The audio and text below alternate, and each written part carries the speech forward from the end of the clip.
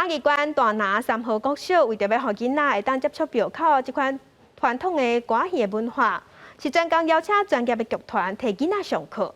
上课的老师是讲，囡仔爱先有兴趣，才会想要学。若要教囡仔唱歌戏进前，会先教囡仔搬戏。很紧张可以怎么表现？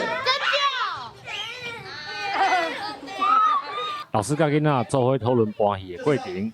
嘉义县大拿镇的3号国小为着要让囡仔了解歌戏文化，特别邀请专业的歌戏剧团来替因上课。剧团表示，先让囡仔有兴趣，学起来才会紧。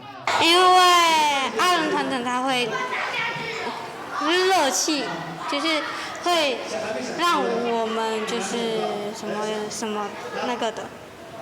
让你们觉得很好笑，是这样吗？对。他们可以融入这个传统的歌仔戏的演出，或者是认识我们这样的一个传统的文化，然后借着这样的这个课程，然后可以学习，然后还可以演出，然后呢，甚至呢还可以推广。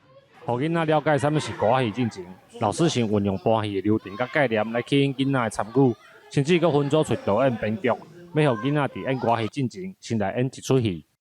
囡仔要就台，唔是叫咱要求，唔是叫咱限制，是叫咱规定，是因为因足想要就台，所以你看咱拄啊在上课过程当中，我们说为什么谁要当演员，大家都非常踊跃举手，因为这个是引起他们的兴趣，这个非常重要。学校表示，囡仔透过网络会当接触各种多元的文化，但是一寡传统的物件，颠倒愈来愈看袂到。让囡仔伫趣味的过程认捌歌戏，若刺激因的创意，嘛会当保存传统的文化。记者林慧婷，嘉义报道。